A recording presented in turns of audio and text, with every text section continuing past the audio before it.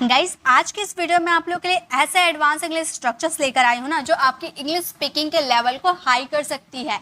ये सारे advance English structure आप बहुत ही ज़्यादा अपनी इंग्लिश स्पीकिंग में यूज़ करते हैं, बट इसे बनाने का तरीका नहीं पता होता है, इसे यूज़ करने का करेक्ट फॉर्म पता नहीं होता है। तो चलिए आज की इस वीडियो में आपको यही सब सिखाने वाली हूँ और आपकी इंग्लिश में चार चांद लगाने वाली हूँ। So ready for some fun, let's start the session. First है हमारा dance to someone tunes. Dance to someone tunes यानी कि किसी के इशारों पर नाचना। ओके, जैसे आप बोलते हो ना, तुम अपनी पत्नी के इशारे पे नाच रहे हो, मैं किसी के इशारे पे नहीं नाचता हूँ। तो किसी के इशारे पे नाचना यानी कि डांस टू समवन ट्यून्स।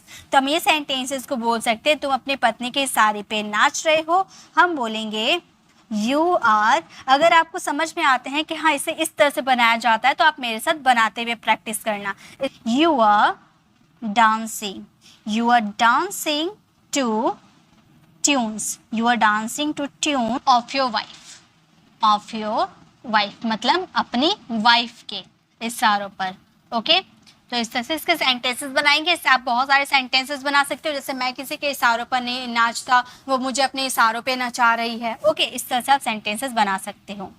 देखो ये सेंटेंसेस जो अभी मैंने बोला ना, make someone dance to on tunes. Make someone dance to on tunes का मतलब किसी को अपने इशारों पर नचाना। जैसे आप बोलते हो ना, वो तुझे बस अपने इशारों पे नचा रही है, वो तेरा काम हम करने वाली नहीं है, वो बस तुझे अपने इशारों पे नचा रही है। तो आप इसे सेंटेंसेस को कैसे बोल सकते हो? आप बोल सकते हो वो तुम्हें अपने इशारों पे बस नचा रही है। आप बोल सकते हो सी इज जस्ट, मेक का फोर्थ फॉर्म रही है, प्रेजेंट कॉन्टिन्यूअस टेंस, तो making. She is just making you dance, making you dance to her tunes, her tunes. वो बस अपनी इशारों पर तुझे नचा रही है। She just making you dance to her tunes. Okay, next देखिए, नेक्स्ट है get rid of someone. Get rid of someone यानी कि किसी से छुटकारा पाना या पीछा छुड़वाना किसी से। ओके, जैसे मैं बस इस रोग से छुटकारा पाना चाहता हूँ, मैं बस उसकी संगति से छुटकारा पाना चाहता हूँ। तो छुटकारा पाना चाहता हूँ या पीछा छुड़ाना चाहता हूँ, gate rid of someone. Someone किसी व्यक्ति या फिर कुछ बीमारी का जिक्र कर सकते हो। ओके, तो मैं इस रोग से छुटकारा पाना चाहता हूँ। आप बोल सकते हो I just want to get rid of this disease, इस बीमारी से। Okay, this disease. नेक्स्ट देखिए, नेक्स्ट है हमारा शोल्डर वंस रिस्पॉन्सिबिलिटी। शोल्डर यानी कि कंधा होता है ना, लेकिन इसका मतलब क्या हुआ? शोल्डर वंस रिस्पॉन्सिबिलिटी, अपनी जिम्मेदारियां निभाना, अपनी जिम्मेदारियां निभाना। जैसे कि आपको अपनी जिम्मेदारियां निभानी पड़ेगी या फिर वह अपनी जिम्मेदारियों को अच्छी तरह से निभाना जानता है, तो अपनी जिम्मेदारियां निभाना, इसे हम कहेंगे शोल्डर वंस रिस्पॉन्सिबिलिटी। जैसे आपको अपनी जिम्मेदारियां निभानी पड़ेगी यानी कि फ्यूचर में करना पड़ेगा। विल हैव टू, हम बोलेंगे you will have to shoulder your responsibilities. Okay, देखिए यहाँ पर वंस खुद के बारे में बात कर रहे थे ना, यहाँ यू के अकॉर्डिंग हम लोगों ने योर लगा दिया, वी के अकॉर्डिंग आप यहाँ आवर लग सकते हैं। इससे हमें अपनी जिम्मेदारियां निभानी पड़ेगी, we will have to shoulder our responsibilities, ऐसे आप यूज कर सकते हो। ठीक है, नेक्स्ट देखिए, नेक्स्ट है अभी हम लोगों ने क्या देखा? जिम्मेदारियां निभाना।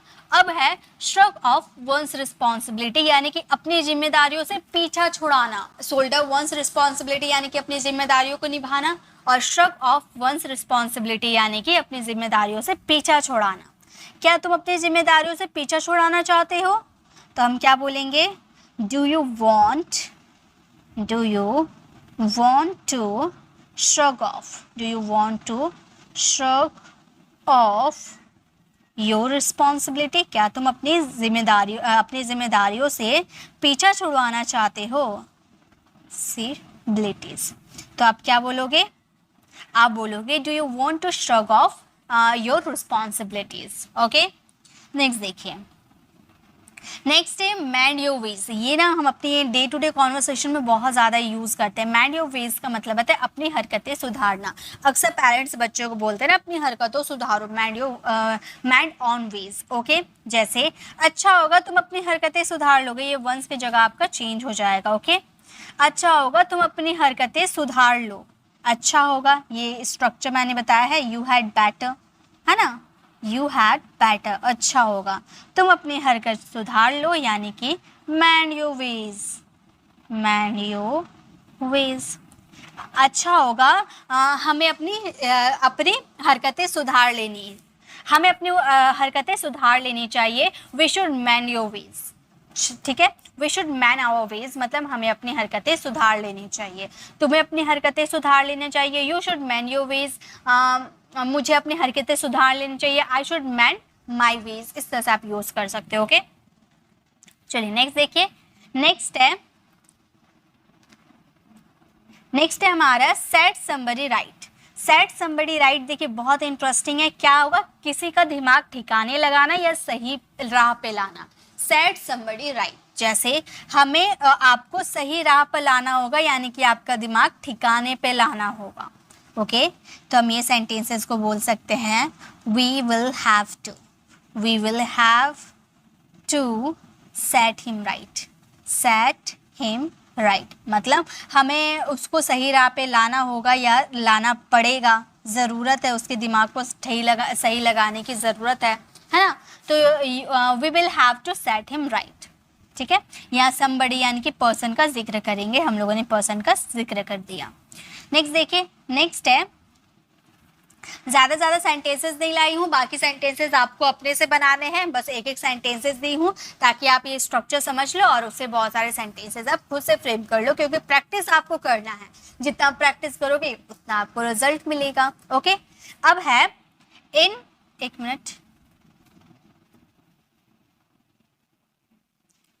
One go.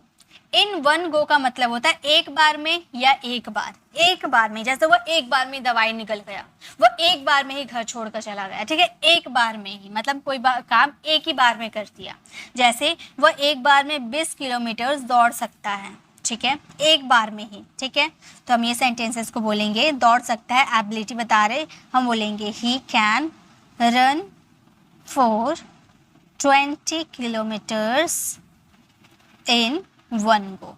In one go यानी कि एक बार में ही। इस तरह से आप बहुत सारे सेंटेंसेस बना सकते हो, मैं दवाइयों को एक बार में ही निकल गया।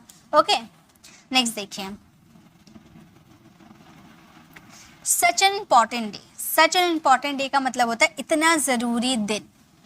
मैं इतना ज़रूरी दिन कैसे भूल गया, तुम मेरा इतना ज़रूरी दिन कैसे भूल गए। तो इतना ज़रूरी दिन यानी कि सच एन इम्पॉर्टेंट डे, जैसे तुम इतना ज़रूरी दिन कैसे भूल सकते हो, कैसे यानी कि how can you forget, how can you forget such an important day, such an important day. आप इसका यूज़ कहीं भी कर सकते हो, फॉर्मल भी है, फॉर्मल है, ये कहीं भी यूज़ कर सकते हो। ठीक है, जैसे how can you forget such an important day, मतलब आप मेरा इतना ज़रूरी दिन कैसे भूल सकते हो। ठीक है, चलिए नेक्स्ट देखते हैं। नेक्स्ट काफ़ी इंटरेस्टिंग है आपका,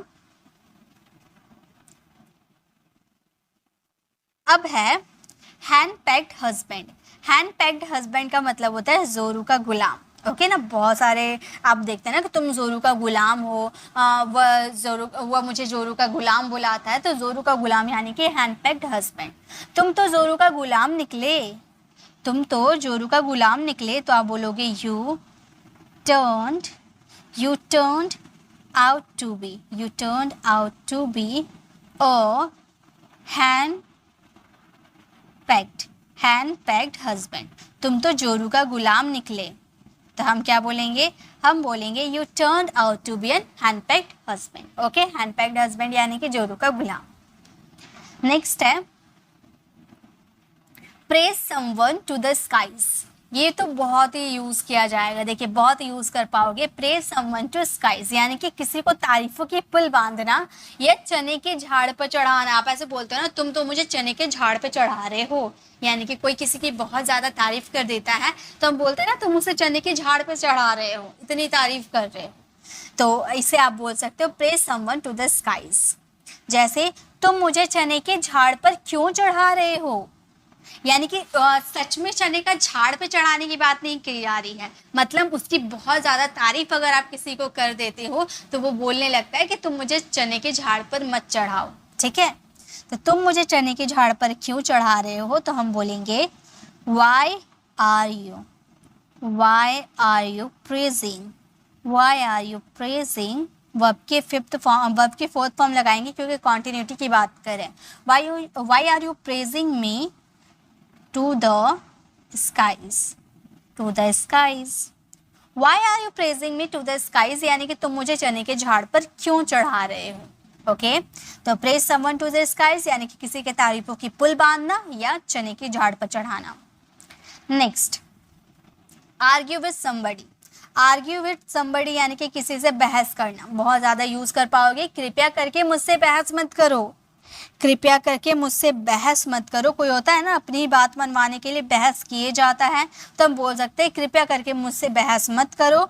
तो आप बोलोगे please don't argue with me, don't argue with, एक minute, don't argue with me, कृपया करके मुझसे बहस मत करो। या हम मी की जगह आप चेंज कर सकते हो, कृपया करके उससे बहस मत करो, please don't argue with him, कृपया करके हमसे बहस मत करो, please don't argue with us, इस तरह से यूज कर सकते हो, ठीक है। नेक्स्ट,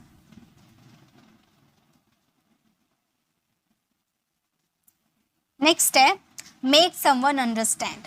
मेक समवन अंडरस्टैंड यानी कि किसी को समझाना। मेक अंडरस्टैंड यूज करते हैं ना, समवन की जगह जिसको समझाओगे उसका जिक्र करोगे। Make someone understand. मैं उसे कैसे समझाऊं, मैं उसे कैसे समझाऊं, तो आप बोलोगे हाउ शुड आई मेक। ये मैंने शुड के यूजेस में मैंने ये बताया था, ठीक है। How should I make him understand, make him understand. या फिर आप ऐसे भी बोल सकते हो तुम्हें उसे समझाना चाहिए, you should make him understand. तुम्हें मुझे समझाना चाहिए, you should make me understand. Okay, इस तरह से यूज कर सकते हो। यहाँ पे समवन की जगह आप जैसे समझाने की बात करो उसका जिक्र करोगे, बाकी सबका सेंटेंस वैसे ही बनेगा, ठीक है। नेक्स्ट देखिए, नेक्स्ट है हमारा gate angry with someone. Gate angry with someone यानी कि किसी से गुस्सा हो जाना। Gate angry with someone, someone यहाँ पर जिक्र करेंगे किसी पर्सन का, ठीक है। गेट एंग्री विद समवन यानी कि किसी से गुस्सा हो जाना। वह मुझसे गुस्सा क्यों है, वह मुझसे गुस्सा क्यों है, तो हम बोलेंगे why is she